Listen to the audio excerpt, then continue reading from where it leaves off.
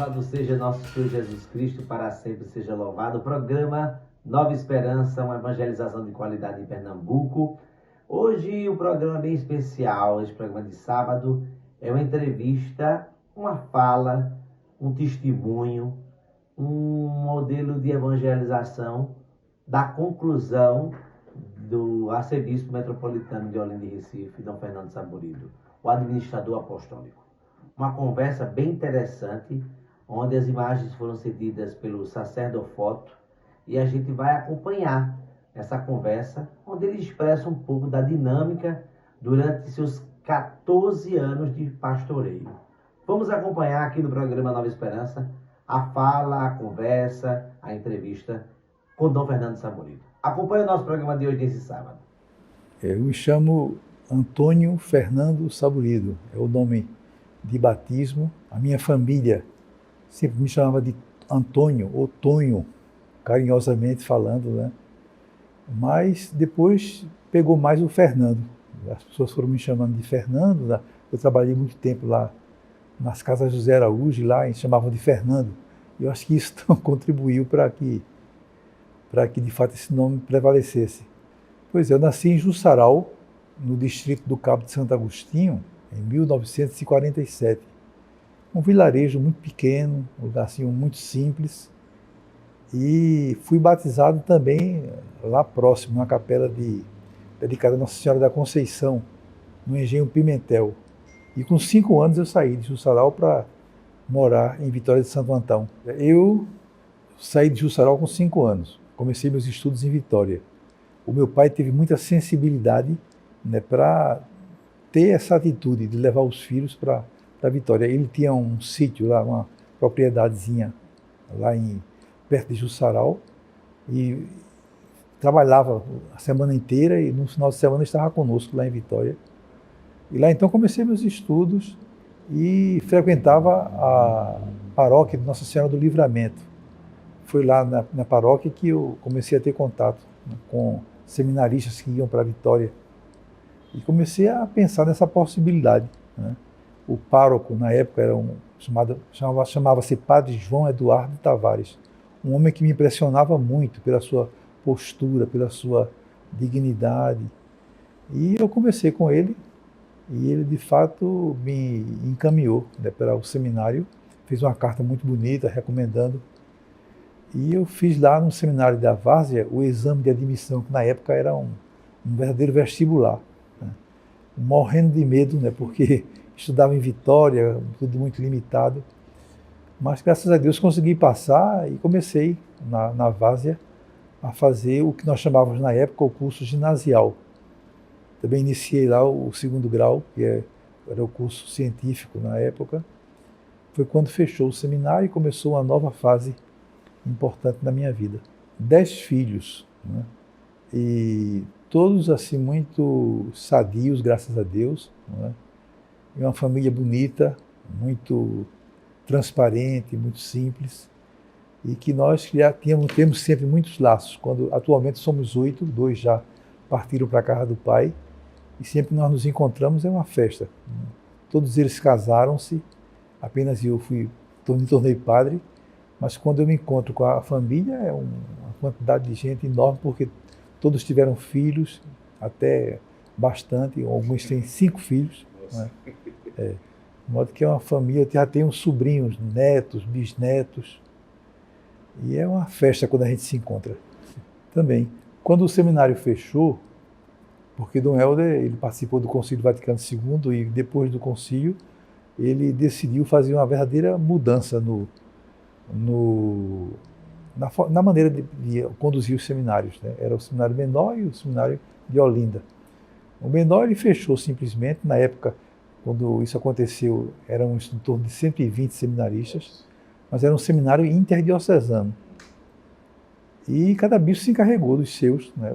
Aqui os da arquidiocese, cada um tomou o seu rumo, mas alguns deles que moravam no interior foram apoiados pelo padre José Divaldo Gomes, que morreu aqui em Casa Forte, e ele era pároco de São José, no centro da cidade, ofereceu um espaço na paróquia para nós morarmos lá, e começamos a trabalhar, entende? Também estudando, E foi nessa época que eu fui para o Colégio Estadual Oliveira Lima, porque eu trabalhava e não tinha condições de ir para um colégio particular, porque eu fui para um colégio do Estado, e lá eu concluí o ensino médio. Rapaz, faz tanto tempo que eu realmente não consigo me lembrar de nome nenhum, viu? Mas foi um tempo bom, um tempo agradável. Foram 2 anos apenas.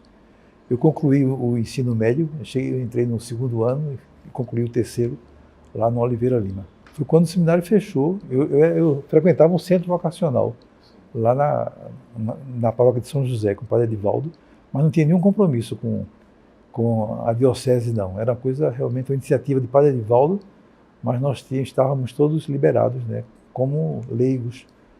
Éramos muito engajados na pastoral da juventude, fazíamos isso na Cabanga, aqui um bairro da paróquia de São José, e vivia essa vida assim inteiramente mesclada entre igreja e sociedade. Pois é outra fase importante de minha vida, não é? Eu trabalhava, né, e depois então eu tive a oportunidade de conhecer o Mosteiro de São Bento, porque de fato esse desejo de caminhar, de me consagrar ao serviço da igreja nunca acabou, né? O seminário fechou, mas eu certa vez fui visitar um primo que era monge na época e continua ainda monge, Dom Marcos, que atualmente está lá no Monte Guararapes. E assim eu conheci o Mosteiro de São Bento e fiquei muito impressionado com o abade da época. Era Dom Basílio Penido, um carioca, né, que foi nomeado pela Santa Sé abade coadjutor aqui do Mosteiro de Olinda e depois tornou-se o abade mesmo. Uma pessoa assim carismática, uma pessoa interessantíssima, e a maneira de ser do mosteiro também, a vida contemplativa, começou a me encantar, né? E eu decidi então deixar tudo e entrar no Mosteiro de São Bento, com uma característica interessante. O mosteiro, ele não prioriza o sacerdócio, ele prioriza a vida monástica. De modo que eu estava tão convicto dessa nova realidade que, de fato, eu esqueci a ideia de ser padre e procurei realmente entender melhor o monaquismo. Eu entendia que o mosteiro tinha muito a oferecer, como uma casa de espiritualidade, um colégio, como o Colégio São Bento, onde nós podíamos trabalhar e ajudar na formação dos alunos. E estava muito disposto a seguir esse caminho. Porém, depois de um certo tempo, o mosteiro também tinha algumas capelanias, e precisando de sacerdotes, então o mosteiro me pediu para aceitar ser ordenado. E eu, juntamente com mais outros 3, inclusive o Dom Marcos, que é o meu primo, fomos ordenados juntos. Dom Bernardo, na época, o Dom José Antero, e foi uma celebração campal lá no pátio do Mosteiro de São Bento. Dom Helder Câmara foi quem me ordenou presbítero. Já tinha sido ordenado diácono por Dom José Lamartine Soares, que era o bispo auxiliar de Dom Helder. De modo que eu me sinto assim muito envolvido na arquidiocese, porque eu fui ordenado diácono por Dom Lamartine, presbítero por Dom Helder, e Dom Cardoso foi quem presidiu a minha ordenação presbiteral. Ou melhor, desculpe, episcopal, né? Exatamente por isso, porque eu entrei no seminário com 13 anos apenas, mas depois do fechamento do seminário, essa fase que eu fiquei fora trabalhando, foram uns 8 anos aproximadamente. Depois eu conheci o mosteiro e lá a prioridade não era ser padre, era ser monge, de modo que eu fui formado para ser monge. Porém, mais adiante, já o mosteiro precisando de sacerdócio me pediu isso aí, já tinha na época 36 anos. Não, eu já era um pouco assim, eu tinha um pouco a característica de minha mãe, que era uma mulher mais silenciosa, mais contemplativa, entende? Mas claro que o mosteiro também contribuiu para isso, né? Porque a vida monástica, de fato, acentuou mais ainda esse aspecto, né, de uma vida contemplativa, de uma vida mais silenciosa, né? De modo que eu me sinto bem assim e procuro de fazer o máximo da minha maneira como eu vivo, para que possa servir a igreja da melhor maneira possível, atendendo aos desafios, às necessidades que se colocam à minha frente. Olha, quando o abade Basílio me procurou, né, dizendo que ele lançaria o meu nome para o conselho do mosteiro, né, para o capítulo, né, para ser ordenado, eu aceitei na obediência, porque o monge é muito formado, né, nessa direção, de modo que eu entendi que o mosteiro estava precisando de pessoas para ajudar na pastoral, então eu aceitei prontamente, né? E fiquei muito feliz, né, por ter sido ordenado por Dona Martina. Então, um bispo que eu tinha uma admiração muito grande por ele. Entende? Mas, na época, eu estava terminando o 2º ano de teologia. O mosteiro, ele tem uma licença especial para ordenar os padres no 3º ano de teologia. E Dom Basílio, então, me pediu muito, né, para que eu fosse ordenado no 3º ano de teologia. Mas, na época, eu era o celeireiro do mosteiro. O celeireiro é o ecônomo, né? Cuida da administração do mosteiro, do colégio São Bento.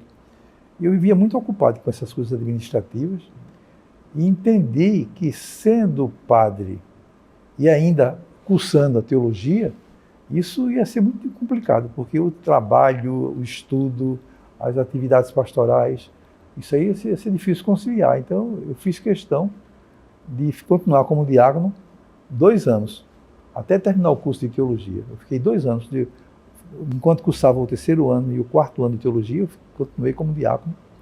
E somente quando terminei o curso foi que eu aceitei ser ordenado presbítero, né, para poder então ajudar um pouco mais. E logo que fui ordenado presbítero, já me veio a missão de ser o pároco também lá em Guadalupe, em Olinda. Que já tive que fazer um trabalho pastoral nessa época.